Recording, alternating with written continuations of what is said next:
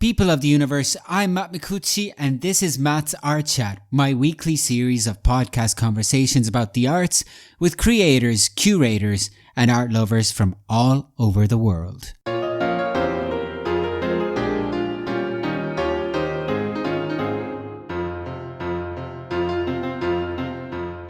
Good to be here, always good to be here. Welcome to a brand new episode of Matt's Art Chat.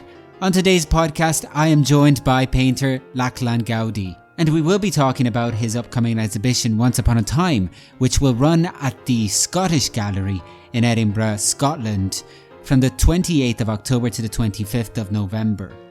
Before we begin, let me address the elephant in the room.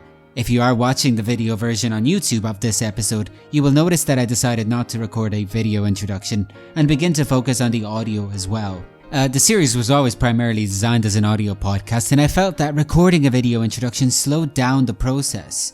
Also, for the past weeks, there have not been new episodes of the podcast because, frankly, I was slowed down by other projects and work, as well as everyday life stuff and being burdened by the technical issues I'm sure that we all know about during these times.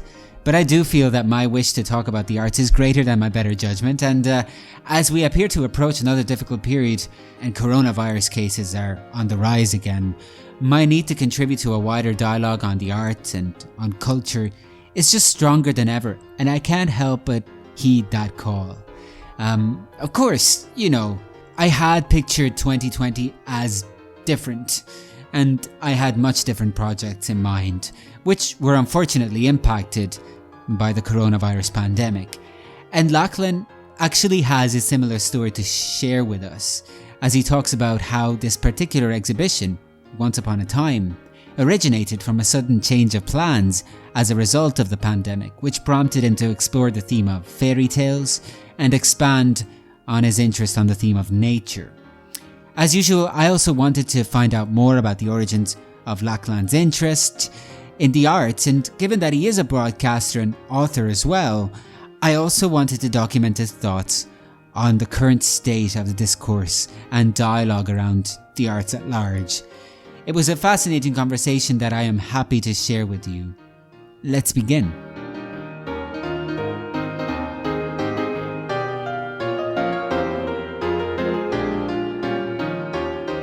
Hi LACHLAN, welcome to the show. Hello Matt, great to be here. So these are crazy times that we're living in. Where are you in the world right now?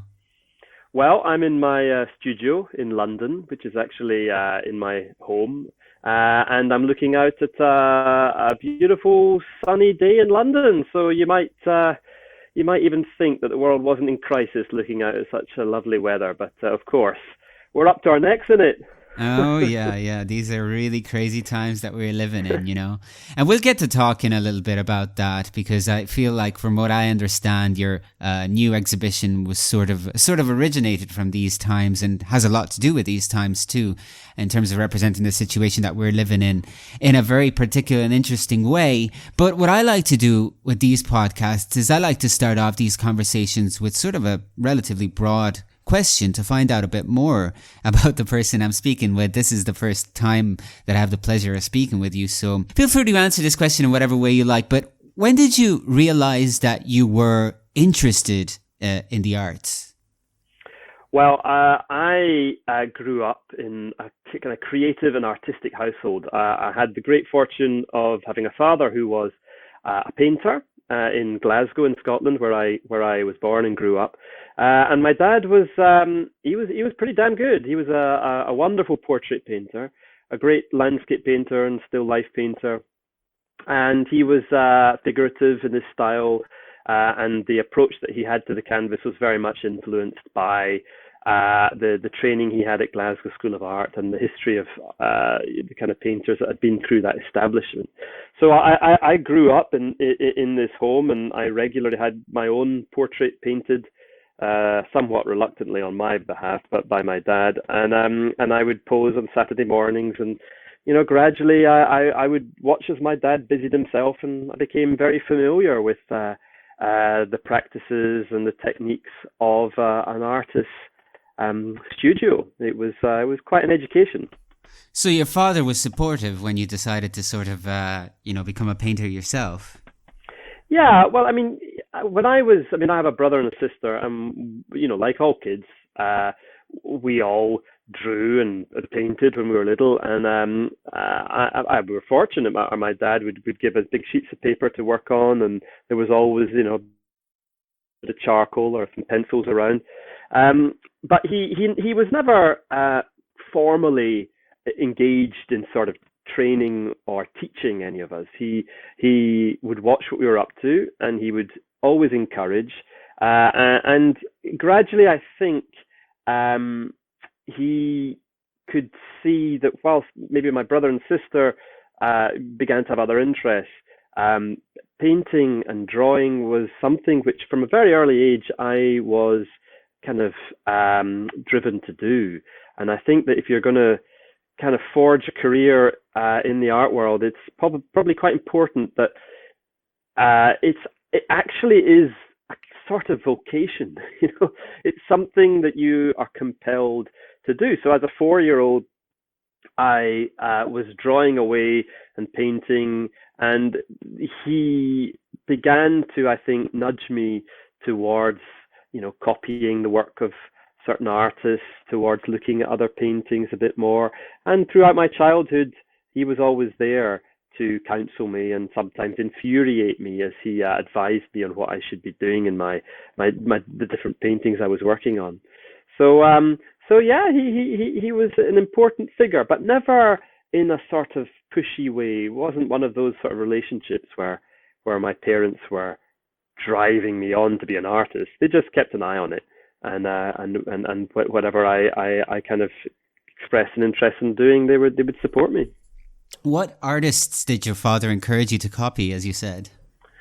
Well, my dad was very familiar with the tradition of Scottish painting, which involves great figures like Raeburn and Alan Ramsay, artists who are very familiar to people who grew up in Scotland, but are perhaps not well known necessarily outside of Scotland. And Raeburn and Ramsay are two great portrait painters from the 18th and early 19th centuries who had fantastic careers and made the most extraordinary work. And I do recall very much that he would point me in that direction. I mean, he would always choose images that might be of interest to a young aspiring artist. So when he would direct me to paint a Raeburn, it would be one of the portraits of a kilted Highlander set against a magnificent Highland backdrop that he thought might tickle my fancy. And then he'd also give me paintings by Van Dyck to look at with great horses and people on horseback and kind of romantic images that tied in with what he felt and which was true. A young boy who spent the rest of his time playing with his toy soldiers or with his castle, whatever it was, might be excited to draw and sketch. So I would copy those images and then I would create my own versions of it all. He would gather all this stuff up and I have it. Much of the work that I created when I was younger is stashed into folders, and it is quite amusing to sort of every so often I stumble across the material and I look at it and I realize, that's I can trace the journey that I started when I was relatively young. Would you say that you are aware, and you've always been aware of your evolution as an artist? Well, yeah, I guess so. I mean, I think that one of the things that I remember, particularly as I was growing up, was a growing sense that maybe I didn't just want to create work like my dad. Now, inevitably, my father was a kind of formative influence, and because he was technically such a gifted artist, I would aspire to create works that resembled what he did. And I think in the early part of my career, I was very self-conscious about that. My style, my approach to the canvas, the subjects I would paint, there was very much an echo of what my father would have done. And I tried very hard sometimes, very self-consciously, not to be that for a while. And then gradually I realized that the direction I was taking my own work in was subtly different enough for me not to feel that sort of anxiety. And now I couldn't care less if people make the comparison. I'm delighted if they even assume or think that what I'm creating bears comparison with what Dad did. Right. Yeah. That's interesting. And, what about history? I mean, obviously you have a passion and an interest in the history of art, the history of Scottish art in particular. We'll be talking about a book that you recently published about art in Scotland and the history of art in Scotland. Do you feel the influence of history or the history of arts in your own work? Yeah, very much. I mean, I am a traditional painter in that what I paint is really vested in the traditions and the history of art. When I look to my bookshelves, I will automatically reach for books of images by Rembrandt or Velázquez or Manet. These are the kinds of artists who deeply influence me every day, and I'm less sensitive to the work that we are more familiar with from the latter half of the 20th century and contemporary art.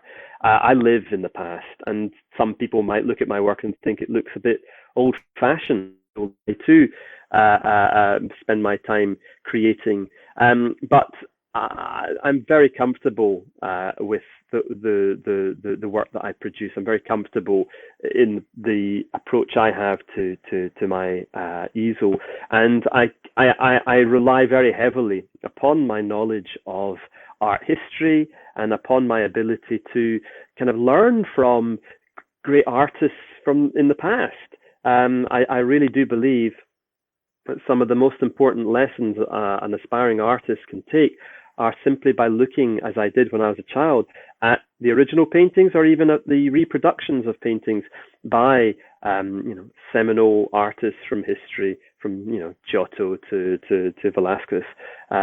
These are my teachers, and I by studying and copying their work, you get a real insight into the limitations of your own ability and what the little techniques, the secrets, the tricks you can dig out of the work of other painters. And to come to the present day, how have you been spending these quarantine times? Well, it's for everyone. It's not been a picnic. And I was aware that I had an exhibition to prepare for, which it opens later this month. So as far back as a year ago, I was producing work for this show. And when the things got serious and the lockdown happened, I found myself in Dorset, which is a region in the south near the south coast of England, and I was there with my family, and ended up spending 3 or 4 months, it was, in the rural countryside, living on a little farm. And I found it initially actually very, very hard to be creative. And I was meant to be somewhere very different. We were meant to be on a wonderful trip to the Indian Ocean, where I was going to be painting on the Isle of Mauritius for about 8 weeks. And everything had been set up. We were about to go when the world collapsed. And as I sat there in Dorset looking out at this admittedly beautiful landscape, I was scratching my head as to A, what was I going to paint, and B, how could I find the motivation to get on with it? Because I think as for a lot of people during that period, the mind was very distracted. There's a lot of anxiety, a lot of uncertainty.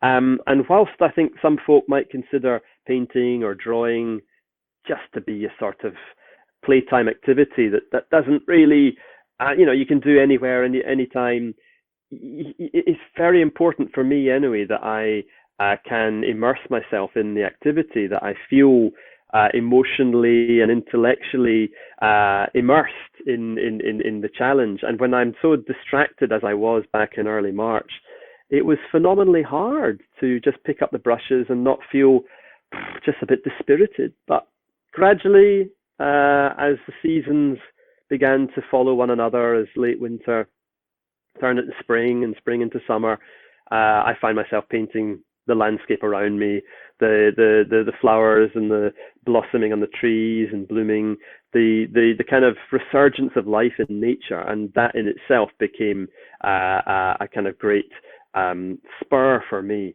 to push on through this crappy period. All right, and yes, and I should say that this is your new exhibition that you're speaking about, which is opening at the Scottish Gallery in Edinburgh on the 28th of October and runs through the 25th of November. Do I have the dates right? I think you do. I'm the worst person to ask that question, I'm afraid. I know. I believe it's around about then. I understand that. I always get my dates confused too, but I believe that they're the right dates. And the exhibition is called Once Upon a Time, right? Yeah, that's it. Can you tell me a little bit about this exhibition and especially in relation to the fairy tales theme? Yeah. Well, I mean, as I say, during that period from March through to June, July, I was painting landscapes. But because I was locked down with my family, I've got a little boy who's about 1 year old and a daughter who is, well, she's 3.5 now. She's, 3 years old then. She, during this period of quarantine, became, as 3-year-old girls will do, she became completely obsessed with princesses and princes and fairy stories. And every night, I had to read her a kind of looped cycle of Rapunzel stories, Cinderella, Snow White stories. That's all she wanted to hear about. And as children kind of love to read the same thing, watch the same thing, my entire life, when I wasn't painting the landscape, was dominated by her little chintzy dresses that she insisted on wearing during the day, the soundtrack to the Walt Disney film Frozen that was interminably playing in the background, and the reading of these fairy tale stories in the evening.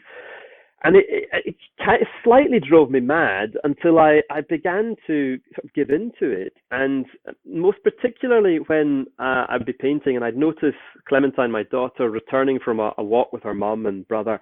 And she, as I say, would be routinely dressed in one of these fairy tale dresses. And you'd see her appearing across the landscape, this beautiful countryside. And she would be in one of these fluorescent blue turquoise outfits. And gradually, I started to look at the landscape around me in terms of a fairy tale. And I began to place her into these paintings. I began to conceive of new compositions that placed the idea of fairy tale at the very heart of the works that I was creating.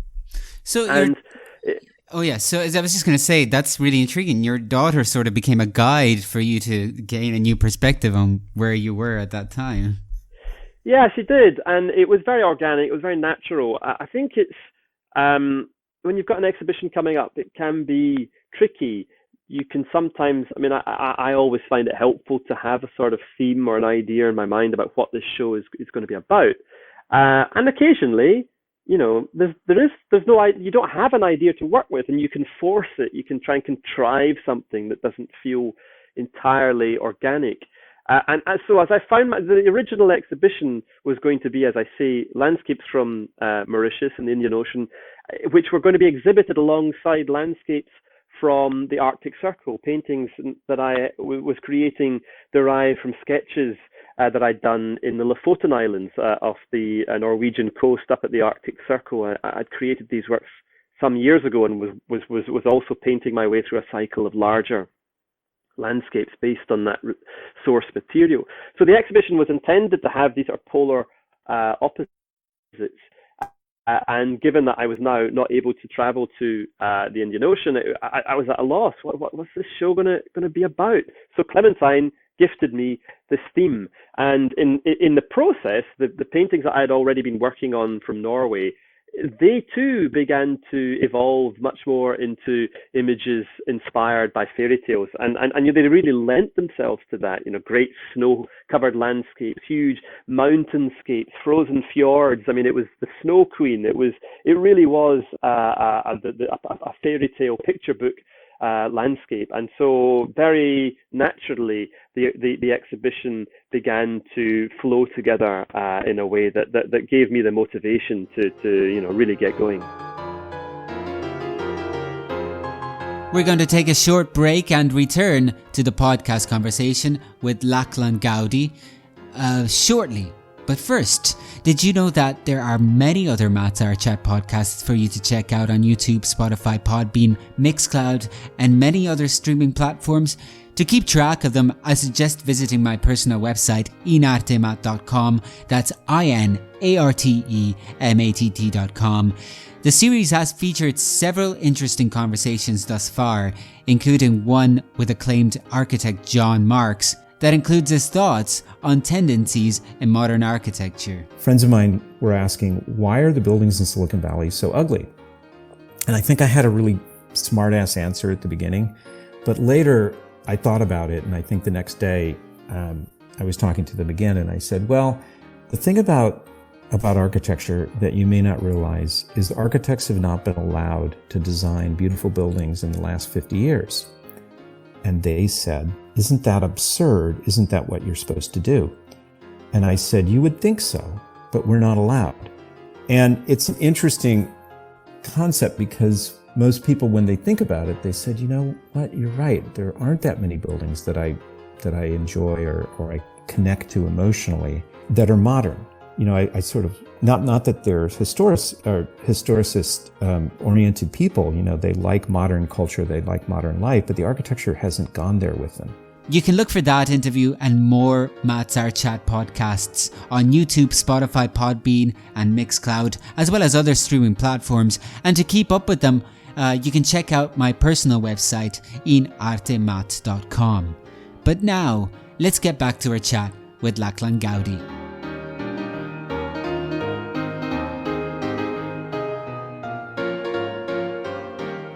Earlier, we talked about how your father was such an influential sort of figure in shaping and your interest in the arts and your identity as an artist. But do you find that your perspective on the arts changed in any significant way once you yourself became a father?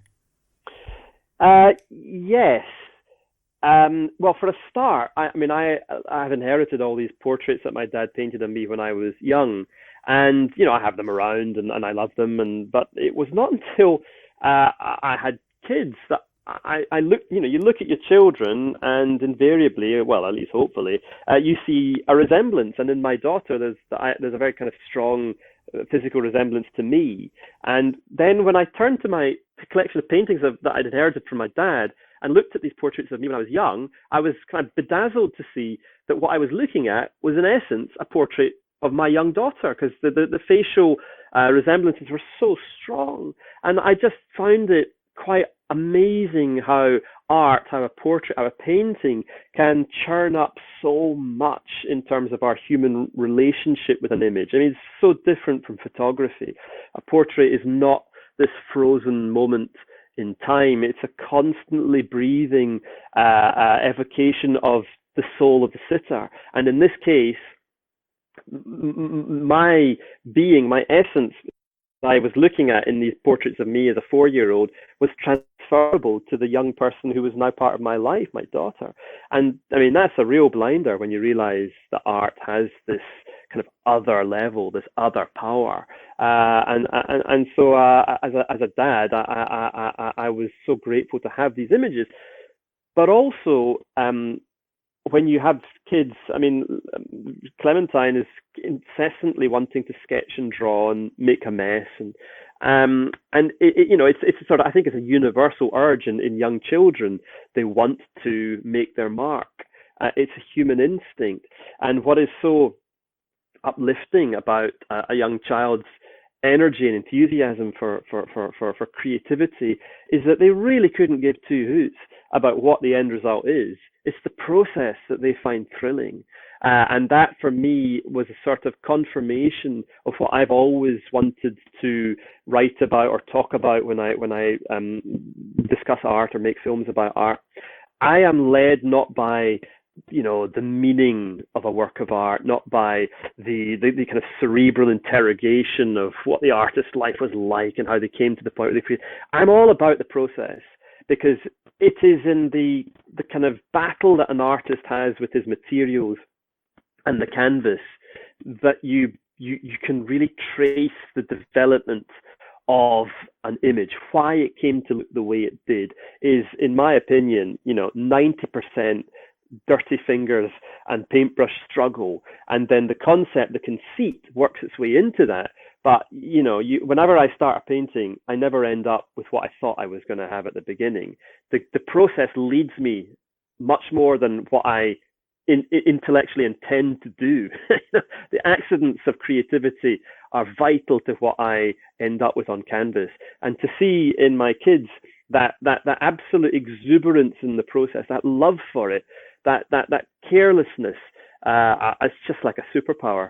And I just wish that more people could continue to feel that as they get older, and realize that art, especially during these difficult times, has an enormous power and potential to uplift us and give us an outlet, if only we could stop worrying about whether we're happy with the finished product. You used an interesting expression there. You said battling with material. Do you feel like you battle with material as part of your process? Hell yeah. I'm trying to use my pigments and my kind of weird, hog's hair brushes to turn the three-dimensional world into a two-dimensional image on canvas. And it can be, in my experience anyway, phenomenally hard and enormously frustrating. I howl with frustration when I'm trying to make the painting do what I want it to do. I sometimes think that side of the creative process is overlooked. We often, we go to art galleries and we look at these artworks and paintings, what have you, pristinely framed, positioned behind a cordon. They're magnificent, clean, perfect artifacts. And yet you really do have to put yourself into a journey mentally in imagining what the artist had to go through to get to that point. Rarely is it an easy path from idea to finished product. And I think sometimes that's kind of brushed under the carpet a little bit. Being an artist is not always a piece of cake. Looking at the prominence of nature in your works, including these in this exhibition, kind of prompts me to ask you this question too. Do you feel a strong connection with nature?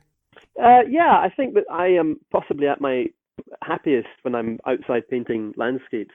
And I think in part that's because the environment, the conditions I'm working in, whether I'm cold or warm, or whether I'm kind of aware that the clouds are approaching and I'm under time constraint to finish what I'm doing, they have an enormous impact on the way that I work.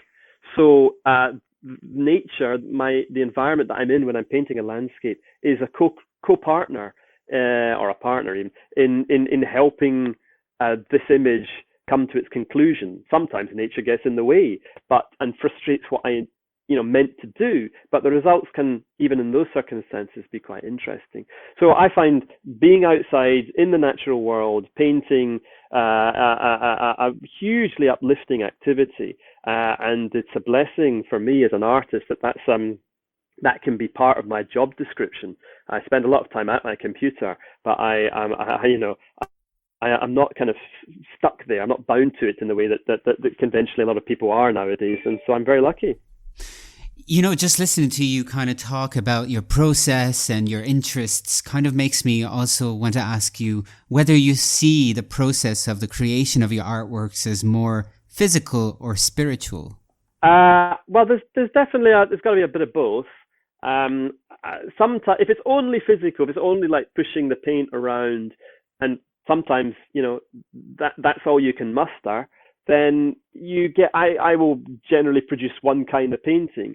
If I am, spiritually, emotionally engaged, and then I find my motivation, I find the momentum of the creative experience much more powerful, and eventually leads to a more successful finished painting. I do believe that partly painting is, you've got to kind of surrender your brain a little bit, and allow something else to take hold of you. So I often, for example, when I'm in my studio anyway, I have music playing in the background, and I can't possibly have music really playing when I'm writing on a computer, because it's a different side of my head that I'm using. But when I'm painting, it's like the music or the radio. I listen to Radio 4, BBC Radio 4 a lot.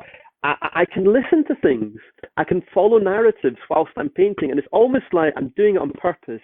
I'm stopping part of my brain think too much, and I'm allowing something else to become my motivator. And definitely there is something about your emotions, about a kind of spiritual engagement with what you're doing that leads me to create the more successful paintings. But you can't do that every day. That comes in small morsels during the creation of a lot of paintings. I'm just aware of when I'm in the right place. The rest of the time, you just have to, you have to do the groundwork. You have to push the pigment around. That's interesting what you're saying about the music sort of being part of that, becoming a part of that process. Do you have like a personal favorite type of music to listen to while you're painting? Well, during the day it'll be classical music, it'll be Radio 3, and I don't know. That seems to be the schedule I got into. But once it gets dark, I often do a kind of painting session after dinner, and from 9 o'clock onwards, when there's no more phone calls, no more emails pinging in, the music is much more animated, and it's much more 20th century, and it's about just getting just like having a small party in the studio as I'm working, and just that sense of kind of excitement and thrill of a great song kind of kicks me up the arse and gets me painting. So you, I mentioned earlier, you recently published a major work titled The Story of Scottish Art. Can you tell me a little bit about that?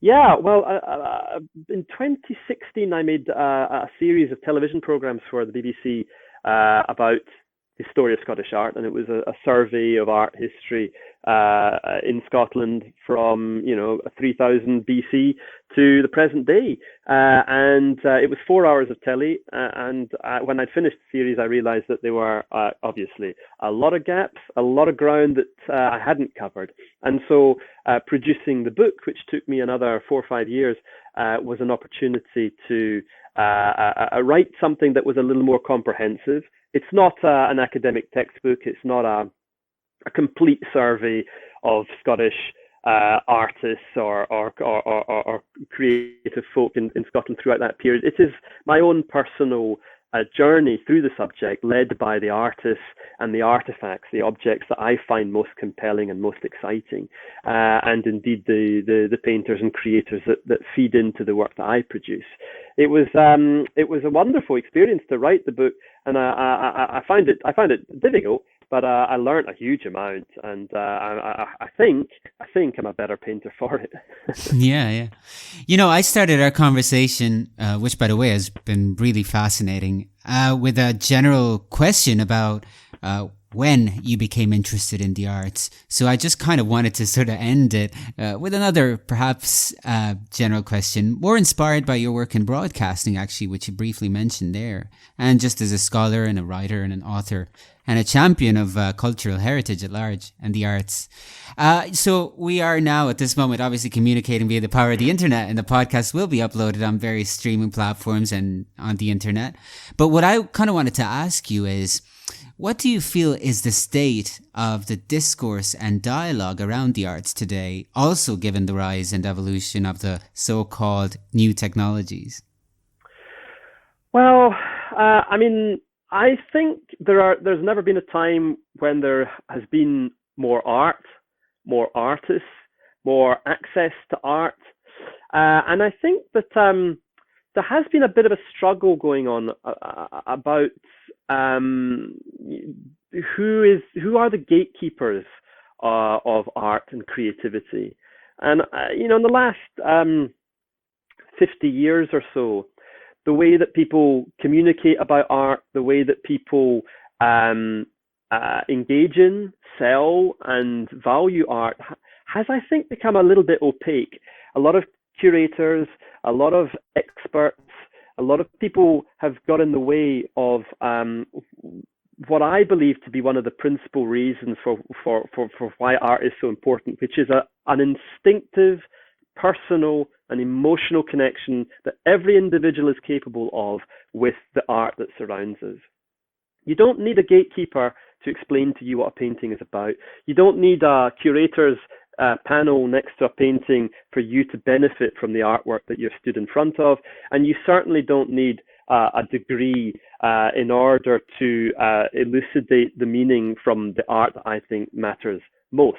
All of that can enhance your experience, reading, learning, talking to other people about art, engaging with art on more complex levels is hugely important. But people, I think, have become, to some extent, a bit intimidated by the art world, and I think there are those with a vested interest who have tried to impose certain barriers between someone in the street and their enjoyment of whether it's contemporary or art from the past. I think that this period of lockdown has perhaps allowed more folk to realize that art can be just that childish exploration of mark making, and that in itself that can be a therapeutic process, and perhaps that can open the door to a more profound exploration of art and art history. I couldn't agree with you more, actually. Yeah. Well, that was perfect. I really enjoyed our conversation, LACHLAN. It's been an absolute pleasure. Thank you very much. Thank you so much, Matt. Lovely to talk to you about all these wonderful things.